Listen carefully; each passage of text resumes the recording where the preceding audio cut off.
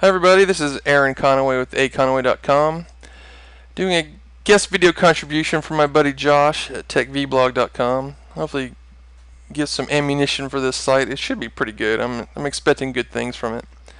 But I've been studying spanning tree as of late in preparation for my switch test. So I diagrammed out 6 switches all connected together, and I wanted to calculate what the root bridge was, what the root ports of each switch were, what the designated ports for each segment were, and the block ports for each loop were. So let's get started. So first thing we can do is figure out the path cost for each segment. Now a segment is links between switches, right? So there's one, there's one, there's one, there's one, right? So all these lines basically are segments. I guess that comes from back in the day when we talked about bridges instead of switches, which technically a switch is a bridge with a bunch of interfaces, so it's still valid. But anyway, I digress. So the path costs for each segment are actually hard-coded into spanning tree.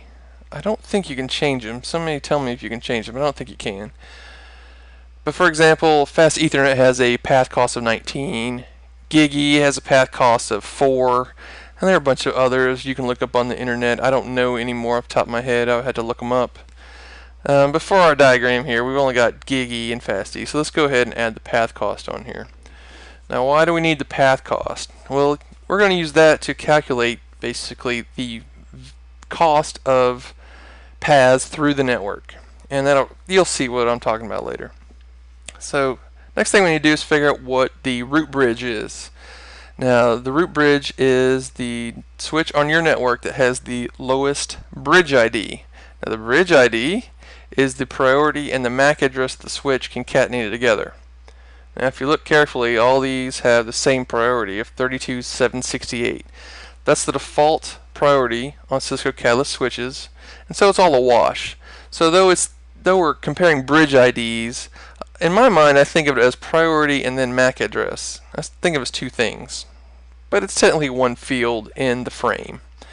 Okay, so if you look through, switch A has a MAC address of 000A, and there's switch B is B, switch C. Now switch E down here has a MAC address of 3. How did that happen? Well, that was really a typo, but I'd already published it to my own blog and got responses before I could correct it, so it was too late. So I just kept it like that. So the lowest switch with switch bridge ID on the network here is actually switch E. So we'll go ahead and put that on the diagram here. So we'll circle it in green. That's a nice pretty color. Anyway, so the next thing we need to do is figure out what the root ports are. Now the root ports are ports. Well, a root port is a port on a switch that has the lowest path cost to the root bridge. For example, switch D here is directly connected to switch E over a GigE, so that whole path has a cost of 4. So that's the root port. Switch C, it has several paths, right? It can go this way, it can go this way, it can go this way, right? But the shortest path, the least cost path, is actually this way, right? For a whole value of 8. Now look at this. This is interesting. Switch F here, it's directly connected to switch E, so you would think it's logical that this port would be the root port, but it's not, because Fast Ethernet has a path cost value of 19. GigE has a path cost value of 4, so 2 times 4 is 8 is less than 19. So this is actually the root port rather. All right, so you can do the same calculations. Use the finger trace method. Go here to here. What's the value? Write it down. Here to here to here to here, write the value down, blah blah, and you can figure them all out. I'm going to go ahead and put them on there along with the root path costs. All right, and that's going to be important when we talk about our designated ports coming up. Now, a designated port is per segment, right? We talked about segments, what they were. Now, a designated port cannot be a root port.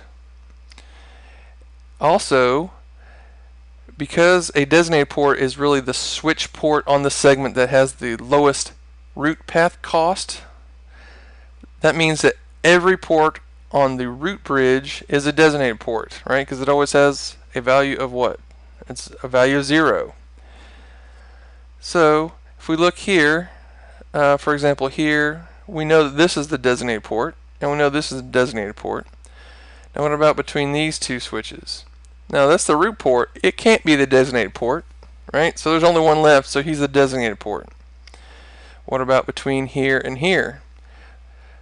Now, neither one of them are root ports, so we go to the spanning tree tiebreakers. Now, spanning tree tiebreakers they're in this order. Number 1 is the switch with the lowest root bridge ID. Now, we should all have the same root bridge ID, right, of switch E down there, right? Now, if we don't, there's something else going on that we've got to figure out. The second one is root path cost, right? So which interface on this segment has the lowest root path cost? In this case, switch C has a root path cost of 8 and B has a cost of 12. So C wins. So that means that right here, that is the designated port. Now what about here? We don't have any root ports here either. So we all have the same bridge ID, so a root bridge ID, so we'll move on to the next one, which is root path cost. Now, root path, they both have the same root path cost of 12. So what's the third one in the tiebreaker? The third one in the tiebreaker is the bridge ID. So then you can switch A and B, compare bridge IDs, and A, having the lower of the two bridge IDs, will get the designated port. Now there's a fourth tiebreaker, which is port ID. And you see that if you have multiple interfaces between two switches or to the same segment. I've never seen it before, because usually what you do is you wrap that in ether channel, right, and it becomes one logical port to spanning tree. But anyway, I digress. So let's go ahead and put the designated ports on here. So this one won from the second tie break of root path cost. This one won from the third tie break of bridge ID. Now what's left? The only thing left to do is figure out the block ports. Now, that's easy. Which ones aren't root ports and are designated ports? That's the one you block.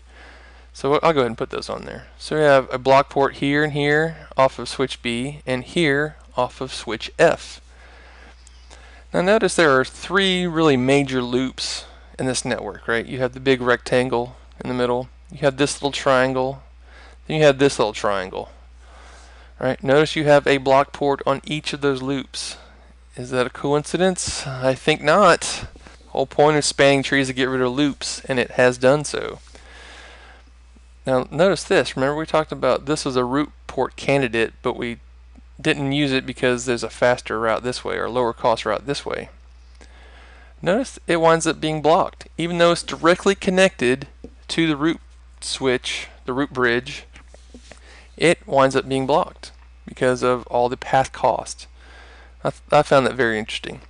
But there you go. We've gone from one end to the other. We've figured out what that switch E is the root bridge.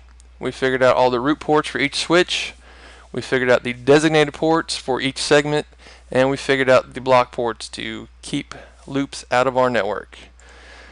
Pretty easy, eh? It's not that difficult. Of course, it'd be difficult if you had 75 switches or something, but in this case, pretty easy.